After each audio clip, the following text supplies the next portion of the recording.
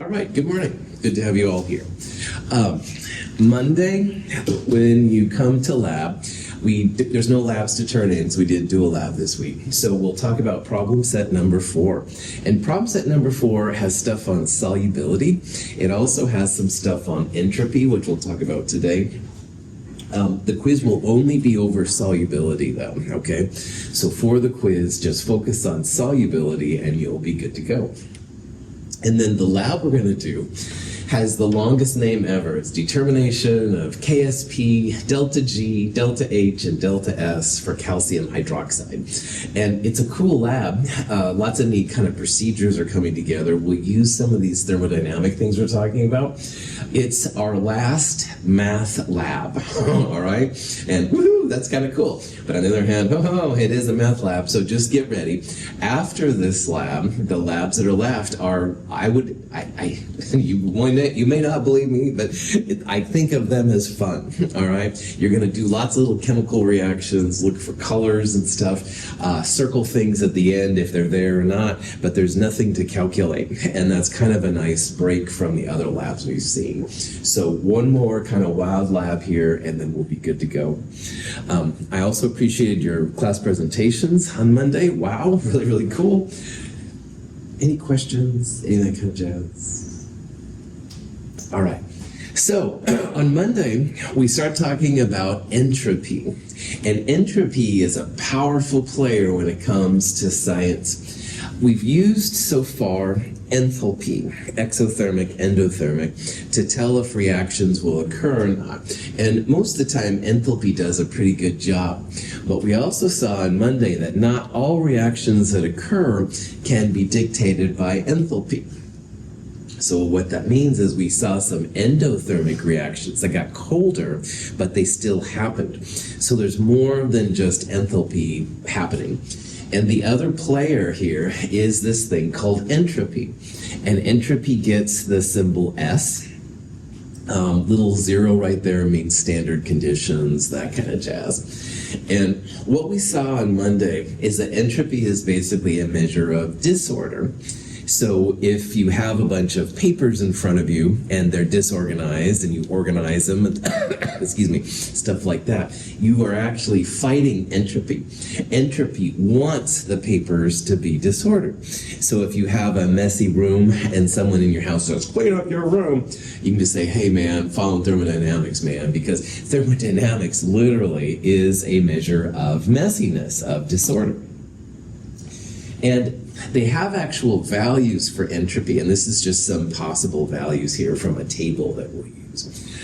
Notice that all of these entropy values here are positive, all right?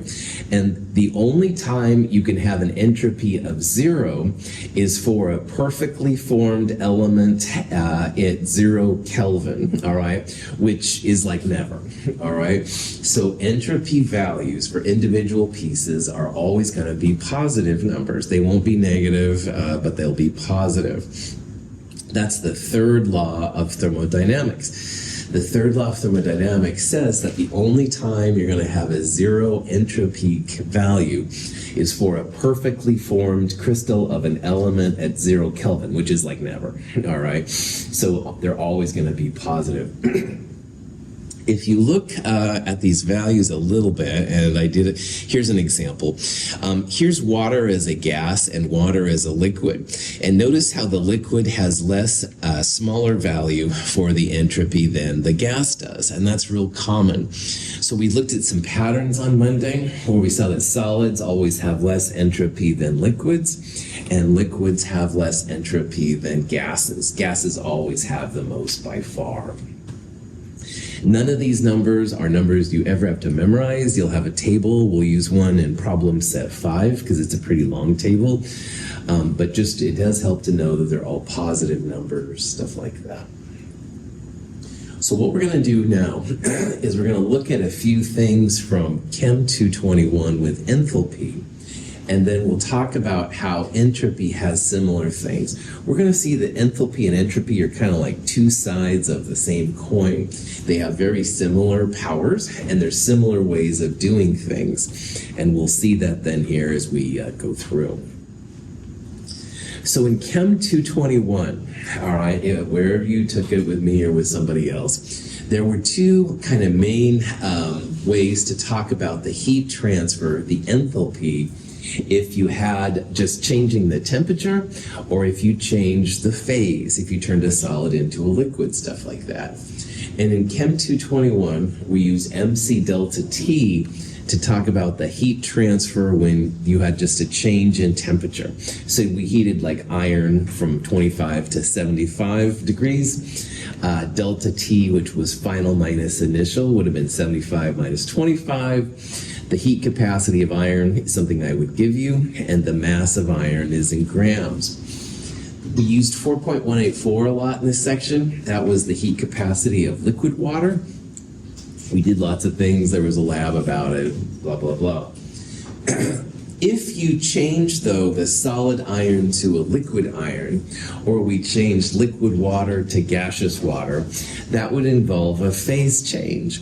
And then when we found the enthalpy of those, it was always the mass of something times the heat of something. And the reason why I used heat of something is because sometimes phase changes are in joules per gram, and sometimes they're in kilojoules per mole. And so you have to adjust your units accordingly. So at the boiling point for water, for example, it takes 40.7 kilojoules to evaporate 1 mole of liquid water. Stuff like that. So this is a little bit of a Chem 221 review of enthalpy, where we did same phase change kind of things. We're now going to see some equivalent things now with entropy that you could do if you wanted to for entropy changes. Oh, any questions on this? In Chem 221 and a little bit in Chem 222, we looked at things like this. So this was, for example, where liquid water was being heated from 0 to 100. That would be an MC delta T. On the other hand, right here and right here, notice that there's no change in temperature. Those would be phase changes. So we would change the solid ice to liquid water at this point. Here we would take the liquid water and turn it into steam at that point. So if this looks familiar, cool. If it doesn't, it's not a huge deal, but it'll hopefully make some sense then for what we're going to look at here in a little bit. So in entropy, there's similar kind of things because you can have entropy changes with temperature as well, stuff like that. So instead of MC delta T, which is what enthalpy uses, for entropy, it's NC, natural log T2 over T1. And the reasons for the difference in the looks are kind of weird and stuff, and we don't need to worry about it. But if Evan wanted to calculate the entropy change of liquid water going from 25 to 75 Celsius, this is the equation that he would use, or any of you. N is the moles. C is the heat capacity. It's a molar heat capacity instead of a grams heat capacity, but same idea. And then you take the natural log of the Kelvin temperatures. Now, MC delta T, you could use Celsius or Kelvin. The delta was the same. But for this crazy thing, you have to use Kelvin. So if you ever have to do it and stuff, then you'll know what's going on. So this is just a possible reaction. 0.499 moles of water is being heated from 281 to 294, which is roughly around room temperature-ish anyway. We could take our normal water heat capacity, 4.184 joules per gram Kelvin, and multiply it by the molar mass. And this turns a gram's heat capacity into a molar heat capacity. You just use the molar mass. Plop that in right there for C. Use Kelvin temperatures, and the delta S, 1.70 joules per Kelvin. We probably won't do a lot of this, but one of you is going to go on to MIT or wherever, and it may be something you'll want to do, and you're like, oh, Russell, you left me high and dry. So if I don't mention it, I feel I might get myself in trouble. I don't want to leave you all high and dry. So another reason, though, too, entropy changes are usually pretty small under normal temperature ranges, and that'll be important to us in the lab we're going to do next week. Here's an example of a phase change entropy. So instead of doing mass of something times heat of something, in entropy, it's the heat transfer divided by the temperature. Now, earlier, I talked about how 40.7 is the heat evaporation for water, 40.7 kilojoules per mole. And if you're at constant pressure, which most of the time we are, this is also the value of Q. So you can a lot of times use the values we use for enthalpy here in these entropy calculations. Liquid water converts to the vapor state. Its molecules disperse over a greater region of space. This represents an increase in entropy. So this value here, 109 joules per Kelvin per mole, represents the entropy change upon evaporating water at the boiling point, 373. The last value was about 2 joules per Kelvin. This is about 109 joules per Kelvin. Again, these numbers aren't very big compared to a lot of the values we've seen, but if you have to calculate it, again, this is what you would do. So think of these last couple slides as probably more informational than questions I would ask you on things.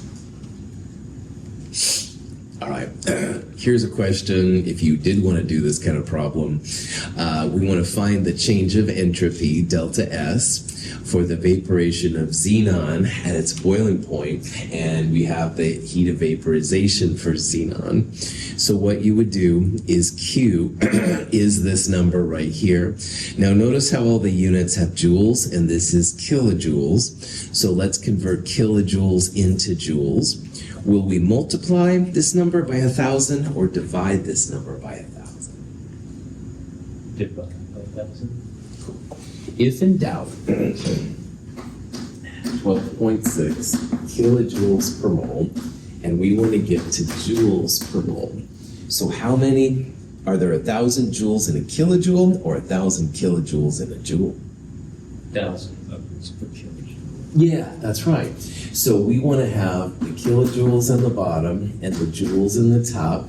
And Kevin, you're absolutely right. There's 1,000 joules per kilojoule. So that way our kilojoules will cancel out.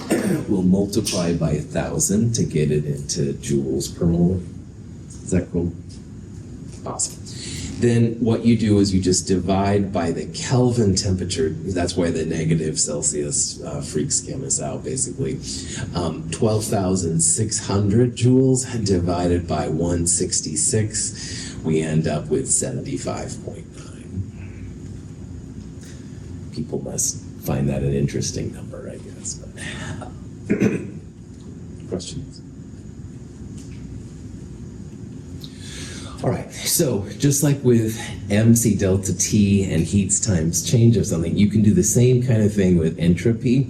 You can figure out the different values. You could figure out the entropy of going from melting a solid up to turning it into a gas, stuff like that. That's the advantage of those last two values.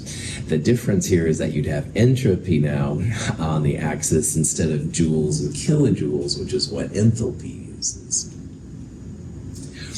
This is one, though, I would like you to know, and this is something that we did in Chem 221. In Chem 221, and a little bit in Chem 222, we found the delta H of a system by taking the enthalpy of the products and subtracting it from the enthalpy of reactants. And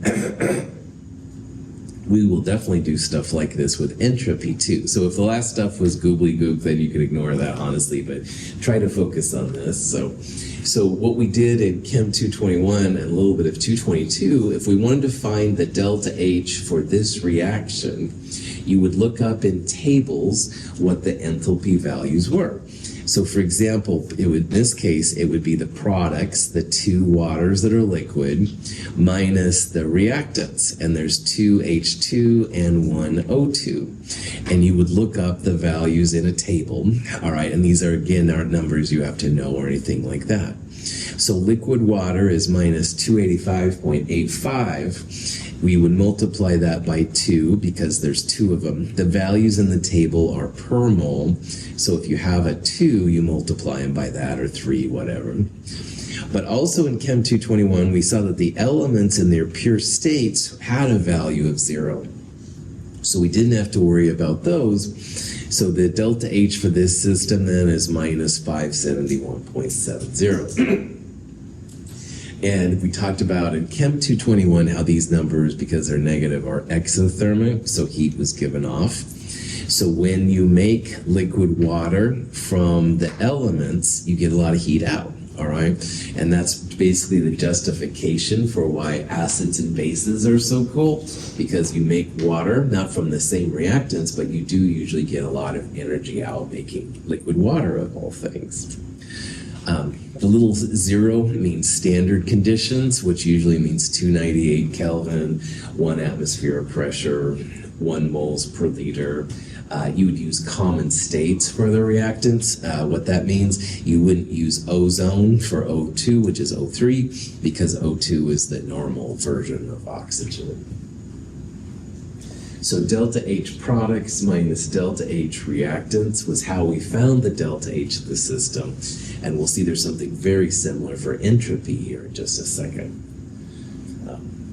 Any questions on that? Cool. So for entropy, it literally is, to find the entropy of the system, it's literally the sum of the entropy of the products minus the sum of the entropy of the reactants. And this is delta S of the system. It's what we're looking at.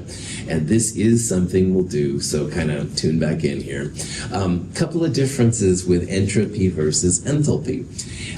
Entropy values are always positive numbers greater than 0. So each of these is going to have a value, and that's what the table is for. Okay, you look it up. In enthalpy, both of these numbers were 0 because in enthalpy, the elements had values of 0. But with entropy, everything has a non-zero value. The second thing, this is going to be a change in entropy. And although the individual entropy values are positive, the change in entropy can be positive or negative. And that refers to if you're making things more ordered or if you're making things less ordered.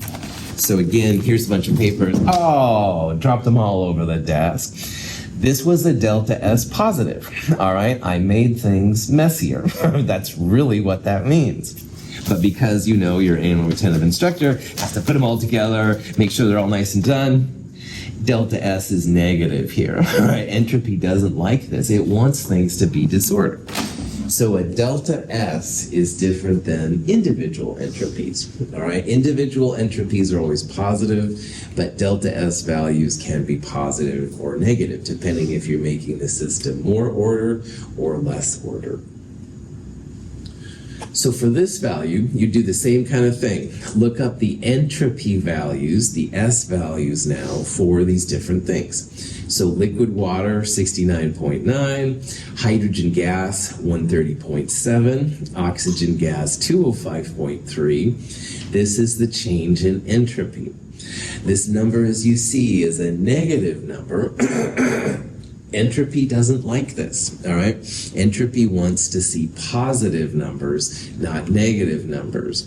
This implies that the reaction is becoming more ordered. And if you think about this reaction, you can understand why we're getting a negative number here. One reason is that we're going from gases to liquids, and gases always have a lot more entropy than liquids do. So if you see gases going to liquids, entropy is not going to like it. You're going to see negative numbers. But there's another reason too. We're going from 2 + 1, 3 moles of reactant to 2 moles of product. So that's like taking lots of disorder, lots of pieces, and making it more ordered. 3 pieces to 2 pieces. This is a chemist cleaning their room scenario, I suppose. Anyway, that's another reason why entropy is not happy with us here. It's got a negative number. So we would call this a decrease in entropy because the overall value of delta S is negative. 3 moles to 2 moles isn't happy, and also gases going to liquids doesn't make entropy happy here either. Cool. Any questions on that? Okay. So this is another kind of example of a problem you could do. This is copper going to copper to oxide. It's pretty chill. And again, here are the individual entropy values. So to find this delta S, you would go products minus reactants. The product is this thing.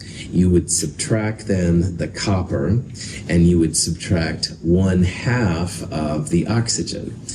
Whatever the number is there, that's what you would do. If you do this, it comes out to be minus 93.12 joules per Kelvin. Answer C. This is another entropy disfavored reaction. And it's disfavored because of the same kind of reasons we talked about in the last one. In this reaction, you have a solid and a gas going to a solid. And remember, gases have the most entropy. So that's not making entropy happy here. And also, we're going from 1 plus 1/2, 1.5 moles of reactant to 1 mole of product. And that's another reason why entropy doesn't like it. Entropy wants there to be more moles on the product side than there are on the reactant side. So for all of these reasons, entropy is giving us a negative change. Entropy is not happy here. Okay.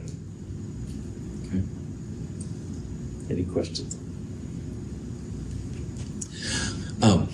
The values in the table that we're going to use for entropy are technically entropy of formation or formation entropies. And if you remember in Chem 221, we talked a little bit about heat of formations, the enthalpies of formations. So these crazy things get the little subscript F. And all that means is that you have only 1 mole of product and the reactants are elements in their standard states. And these are usually the values that are used in tables. They definitely are for enthalpies, and they usually are for entropies. So for example, if we wanted to calculate the entropy of formation for 1 mole of liquid water, products minus reactants, 1 mole of product, and the reactants are all elements in their standard states. So H2, 1/2 O2. And from there, we just plug in those values that we used before, but now with a 1/2 coefficient, and we're not multiplying these by 2. And sure enough, we get an answer, which is half the last one, minus 163.5 joules per Kelvin. So, if you see that little F on delta H, on delta S, on anything, 1 mole of product, and all the reactants are elements in their standard states. The enthalpy of formation for this reaction would be 0, all right? Delta HFs for the reactants for the reactants would be 0, and then this number, would have a non-zero number. Sorry, I was getting a little too excited there, so. Questions? So here's another kind of question you can ask, and it says, which of these is an entropy of formation reaction? SFF. So when you have an entropy of formation, you have to have 2 things. 1 mole of product, and the reactants are elements in their standard states. So if you go through and look here, you want to find some kind of system where all reactants are elements in their standard states. Is hydroxide an element? Is it found? No. Is it found on the periodic table? No, that's right. Hydroxide, potassium chloride, calcium oxide, CO2, those are compounds or ions, all right, but they're not individual, they're not elements in their standard states. So A would be okay. It's 1 mole of product, but the reactants are not elements in their standard states. Manganese comes as a metal, not manganese 2+. And this doesn't have any elements in its standard state, so that's messed up. These aren't elements either, so that's not right. So it's going to come down to D or E, because all of the reactants on both of these would be elements in their standard state. Sulfur is an octamer. If you know that, it's cool. If you don't, it's no problem. Hydrogen is H2 and O2. So if you look at the products, you also have to have 1 mole of product. This has 8 moles of product, so that's not going to work. Answer D, though, does qualify. So answer D would be the entropy of formation equation for sodium hydroxide. You have sodium, oxygen, and hydrogen, no compounds. These are all elements. You must have a 1 right there. And again, your instructor hates using fractions, but I have to use them here too, because you must have 1 mole of product, all right? So that's why 1/2 H2, 1/2 O2. Questions? Okay. So, all right, great. Entropy is cool. It's kind of like enthalpy, fine, whatever. So what, Russell? All right. Excellent question. Now we're going to look at the second law of thermodynamics. So let's just review real fast. First law, energy can't be created or destroyed. Third law, entropy is only 0 for those pure crystals at 0 Kelvin, which is basically never, making them positive. Second law is the moneymaker of thermodynamics. It says that a reaction is spontaneous, which again means product favored, if the entropy of the universe is positive. And so what this means, let's talk about this a little bit. First of all, spontaneous was a term I threw at you on Monday. Spontaneous doesn't have anything to do with time. It means that it happens, all right? You put chemicals together and something happens. Excuse me. So product-favored reactions are spontaneous, like they start reacting. Sorry. On the other hand, if you throw a rock in the water, more often than not, it just sits there. Nothing's chemically happening there. That would be non-spontaneous. So spontaneous means something starts happening. Non-spontaneous would mean nothing happens. So what the second law says, which is huge, is that you can only have a spontaneous, a product-favored reaction if you have an increase in the entropy of the universe. So the entropy of the universe is going to equal the entropy of the systems plus the entropy of the surroundings. And if you're going to have a reaction that goes, you must have an increase in that entropy value.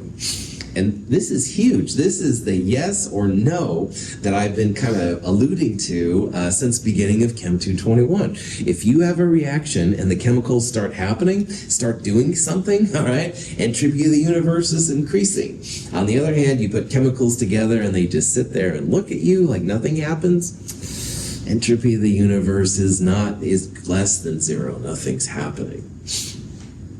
So when a chemist wants to know if a reaction's going to happen or not, what people do is they first calculate the entropy of the system, and then they calculate the entropy of the surroundings. Now, entropy of the system is related to matter dispersal. If you have concentrated matter going to more dispersed matter, that would be matter dispersal. Energy dispersal is related to the surroundings. If this container feels hot, the system gave up energy to the surroundings. That's where the exothermic part comes in. And the endothermic part would be the opposite. So let's say that I think I have this great idea for making a chemical, and I go to Edgar and I say, hey man, let's make lots of money. Well, Edgar's going to say, you work at a community college, I need to double check your work. He should really figure out if the entropy of the universe is positive, because if this comes back with a negative, it ain't happening, all right? It's not going to happen. So it's really important to kind of think about this. And there are ways that chemists have figured it out and stuff a little bit, so. Marriage, I told you, this was dead for years. I don't know why. Oh, yes, I do. It's the second law of thermodynamics. Sooner or later, everything turns to shit. That's my phrasing, not the encyclopedia. This is from a movie called Husbands and Wives. I don't know if I recommend it or not, but I love it because the second law of thermodynamics, everything turns to, excuse my non-G-rated word, turns to shit, all right? Because disorder is messiness, all right? We eat food, it doesn't come out that way, and the other side, shall we say, that's the second law, all right? And you can apply this in so many ways that everything we do creates more and more disorder, more and more not food, shall we say. That's kind of one way to think about the second law. And there's lots of philosophical discussions about how the second law affects like us and stuff, and environmentally, blah, blah, blah. But we're not going to go there. We're just going to realize that, hey, this delta S universe is pretty important for all thermodynamic things. You must have an increase in the entropy of the universe if you're going to have something that's going to happen. Questions? When we dissolve ammonium nitrate in water, the dissolution is an endothermic process. The temperature of the solution decreases over the course of the reaction. The reaction, though not favored energetically, is favored by entropy. It is said to be entropy-driven. As the ammonium nitrate dissolves, the entropy of the system increases. At the same time, the surroundings lose energy and experience a decrease in entropy. The increase in system entropy, however, is greater than the decrease in the surroundings entropy. Thus, the total entropy, the sum of the entropy changes in the system and surroundings, increases as demanded by the second law of thermodynamics. So on Monday, I showed a video, some videos of like, things, explosions and stuff, and those are exciting. Yeah, you can see they happen. So those are all spontaneous. But this reaction, although nowhere near as exciting as explosions and stuff, is spontaneous. Ammonium nitrate dissolving in water. It dissolves in water. I know it's really exciting, but it happens, all right? Like something happens. It dissolves. It doesn't just sit there in the solid. So this is also a spontaneous reaction. It's even endothermic. And again, up until this term, we've just assumed that exothermic was kind of how reactions roll. But this is an endothermic reaction. Well, now we can begin to understand what's happening here, because you have a system entropy and you have a surroundings entropy.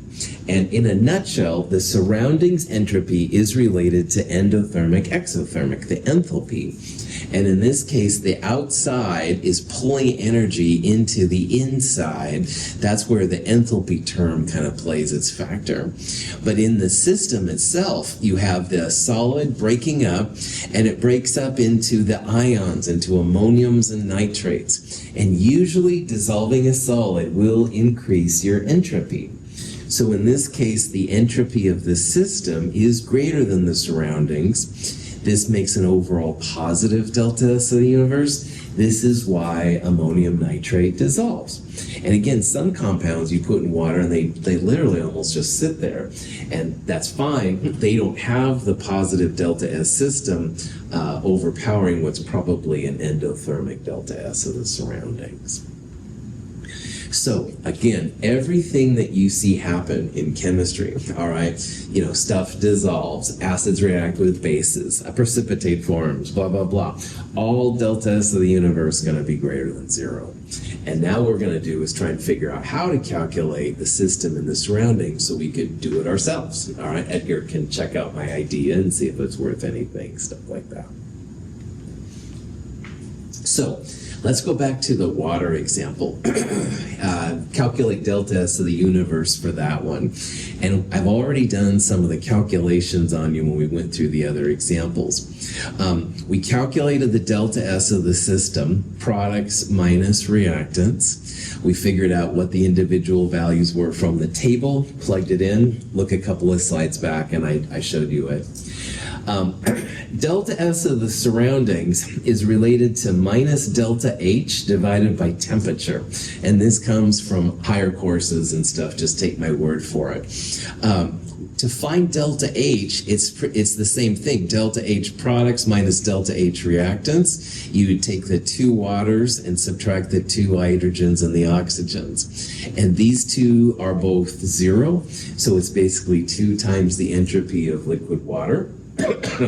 it comes out to this minus 571.70. So delta S of the surroundings is minus delta H over T. So we'll take the positive version, convert kilojoules to joules divided by Kelvin. We get the positive 1917.5 joules per Kelvin value. So what we've done here, we've calculated the delta S of the system, we've calculated the delta S of the surroundings. So delta S of the universe will just be adding those two numbers together, positive 1590.6 joules per Kelvin. And we should all get up and do a little dance here because water is fundamental to life. And if you can't make water from the elements, we would be out of luck in terms of life forms. This is a very positive delta S of the universe. So the universe thermodynamics says, yep, that's going to happen. Good for you. And it basically comes down to the enthalpy term, which is where delta S kicks in. The system really doesn't like it. It doesn't like having 3 moles of gas going to 2 moles of liquid. Nothing about that appeals to the system. But it's so exothermic, so much energy is given off that the surroundings overpowers the system, and we end up with a positive delta S of the universe. Balloon filled with hydrogen and surrounded by air represents a potential chemical reaction. To initiate the reaction, we need to ignite the balloon. The hydrogen will combine with oxygen in the air to form water in gaseous form, releasing considerable energy in the process. At the molecular scale, the molecules of gaseous hydrogen, H2, and oxygen, O2, combine to produce H2O, water, generating heat and light. In the combustion of hydrogen and oxygen, the entropy of the atoms in the sample, or system, decreases. This decrease occurs in concert with the transfer of thermal energy to the surroundings, leading to an increase in the entropy of the surroundings. The entropy increase for the surroundings is greater than the decrease for the sample, so the net change in entropy is upward. So in the system there, initially, there were lots and lots of molecules of gas running around, and they react, and you go to slower, because they're liquid and bigger, slower liquid molecules in the middle. That's why the system is negative, all right? 3 moles of gas, 2 moles of liquid, not favored. Delta S of the system doesn't want this reaction to go. But fortunately, like I said, for us, this reaction creates so much energy, and it goes out to the surroundings. So the energy dispersal, the energy goes from the outside to the inside, inside to the outside, is quite high, all right? And that's what this very positive number means right here. So when you look at this reaction overall, even though the system isn't really happy with this reaction, the surroundings is, and that's so much more bigger, it overrides it, we end up with a positive delta S of the universe. So thankfully for us, water forms, woohoo, and we can all drink it, breathe it, use it in blood, whatever. Questions? Prof Adolf. Remember, this is kind of an interesting thing always to me, because we can literally figure out if a reaction will occur or not occur using these rules. And to occur, you need a positive value. If it doesn't occur, you'll get a negative value. But to get that positive value, it's the sum of the two individual, the system and the surroundings.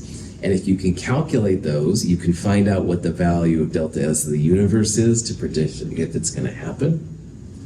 Anyway, Prof. Adolf. Okay, so this is the question about which one should have the largest positive entropy change. And even though I didn't state it, it's going to be the largest positive entropy change of the system. And so if you have a question like this, what you want to do is you want to try and have more net moles on the product side relative to the reactant side, and or you want to have more gases at the end and starting with less gases at the beginning. So as an example of how this works out, this first one, there are 2 moles of gas going to 2 moles of gas. So there's really no net change there. There wouldn't be a very large entropy change because 2 moles of gas going to 2 moles of gas, I honestly don't see why that would make much of an entropy change at all. So I wouldn't think this one would have a very positive entropy change. Here we have a gas going to a liquid. Remember the order. Solids are lowest, liquids in the middle, gas is very, very high. So if we go from a gas to a liquid, that's going to be a negative entropy change. It will not be a positive change. If you saw a liquid going to a gas or even a solid going to a liquid, definitely positive, but not gases to liquids and liquids to solids. Speaking of liquids to solids, that's what that one is right there, so that's out. And this one's kind of hard to see. However, 15 halves is 7.5. And 7.5 moles plus 1 mole is 8.5 moles. And if you look on the product side, you have 9 moles. So 8.5 moles going to 9 moles is an increase in the number of moles. So that looks promising. But in addition, you have a liquid mole going to all gaseous moles. So of all of these on this list, I would say that C is probably our best guess here, because you have more moles being created. 8.5 to 9 is enough to make entropy stand up, if you will. But also we have a liquid going to all gas. That's another way to say we're going to have an increase in the entropy. So, any questions? So this is kind of an overview of how all these things play out. And delta H is proportional to minus delta S surroundings, or delta S surroundings minus delta H. So that's why these enthalpy terms are here. And these are all the conditions at which you can get a positive or a negative delta S of the universe. Now, a punchline here that we'll talk about more in a little bit is delta S is minus delta H over T. And so the temperature begins to play a factor. And we'll talk about this more here in a little bit. But a lot of times what a chemist wants to do is just figure out, is this reaction going to occur? Is it spontaneous or not? And again, spontaneous means that positive delta S of the universe will be a number greater than 0.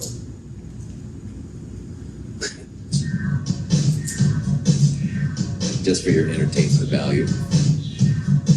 Will they react? No.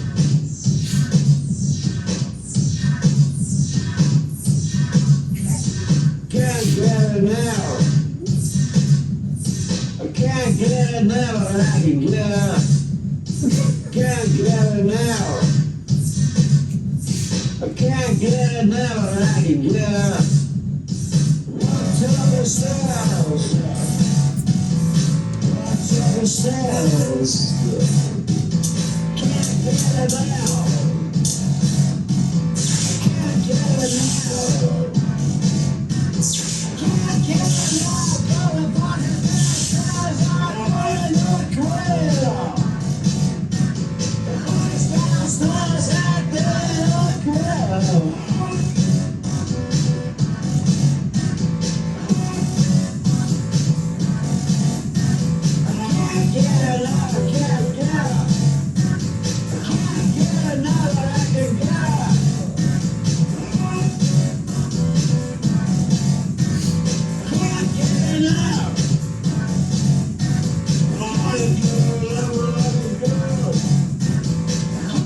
This was a promo for a college in Europe. I was just dying. But anyway, we'll talk about electricity here coming up with sodium and chloride and stuff.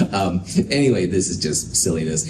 This is one way that you can actually calculate if a reaction occurs or not. But chemists have actually done a lot of things, because delta S of the surroundings equals minus delta H system over T is confusing. So what chemists usually do is use what Gibbs did. Gibbs was considered to be the first great American chemist. He was the first one apparently to get a PhD in chemistry in America, blah, blah, blah. And what he did is he rewrote, once again, delta S of the surroundings minus delta H of the system over T. Now this delta H is all the delta H's we've been talking about since Chem 221. This is delta H products minus delta H reactants, etc., etc. And what Gibbs did is he multiplied everything through by minus t. So then you have just delta H and minus T delta S, and that equals minus T delta S of the universe.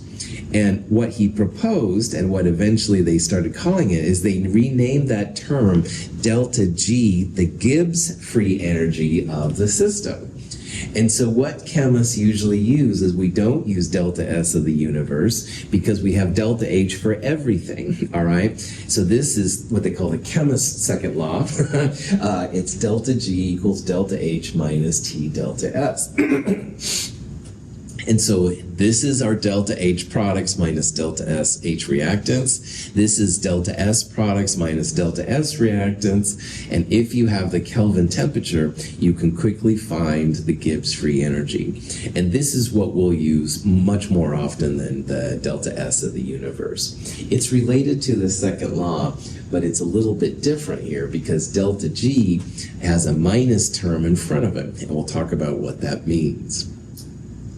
So if the delta S of the universe has to be positive and delta G equals minus T delta H, then what that means, if you have an exothermic delta H and a positive delta S, negative times positive makes this whole thing negative, you're going to end up with a negative delta G. And negative delta G's are the same as a positive delta S of the universe. If you have a negative delta G, that means you're going to have a reaction which is going to go. It's going to be spontaneous, it's going to be product favored, all that jazz. So instead of using the somewhat more complicated and harder to get delta S of the universe, a delta G which is negative says, yes, this reaction is going to go. And that's kind of what chemists look for. Now, conversely, you can have endothermic reactions with positive delta H's, and you can have negative delta S's where entropy decreases. A negative delta S times negative T, negative times negative makes positive. So in this case, you've got positive delta H and an overall positive term right here. Your Gibbs free energy is going to be positive, and those reactions are not spontaneous. Those are going to be at best reactant favored to some level, but certainly not what you would like it to be. So chemists usually think about Gibbs free energy over delta S of the universe. And if you have a negative delta G, those reactions are spontaneous. They're going to happen.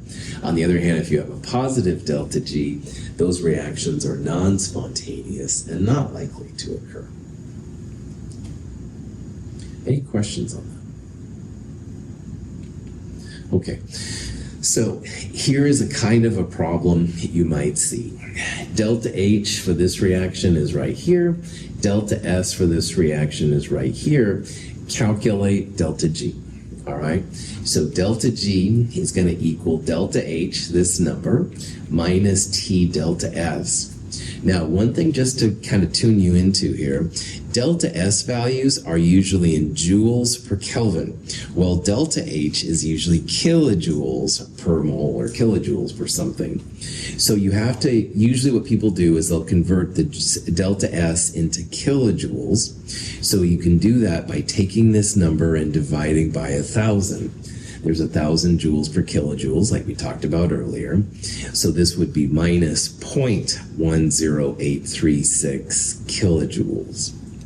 Then you can plug it in up here, multiply it by 298 Kelvin, which is what 25 Celsius is. This delta G comes out to be minus 568.9 kilojoules per mole. But again, notice here, it's really important, make sure you turn delta S into kilojoules, or you could do this into joules, either way. But make sure that you're adding joules and joules, or kilojoules and kilojoules. You wouldn't want to add kilojoules and joules together. It would be like adding meters and centimeters together. The answer wouldn't make a lot of sense unless you translated them to the same unit. But when you get a delta G out, negative delta G is spontaneous. So we would say that you bet magnesium oxide is going to form from magnesium and oxygen. And if you've ever seen magnesium lit on fire, it's very, very bright. They use it in flares and stuff sometimes. That's the reaction that happens big time. Very, very favored, very, very spontaneous. Enthalpy loves it because it's negative. Entropy, not quite as much, because entropy would prefer to have more moles on this side, and we have 1.5 to 1. And also we've got a gas going into a solid. That doesn't make entropy very happy either. Entropy would rather have solids going to gases, stuff like that. So today you have learned kind of the overall thing as to how chemists think about the world. And through combinations of delta H and delta S, you can predict the sign of delta G. Some of them will be temperature dependent. Some of them will always happen, product favored. Some of them will never happen, reactant favored. So it's kind of a neat way to think about how these things all fall together. We will definitely talk about this more on Friday. Thank you all for being here. Have a great day.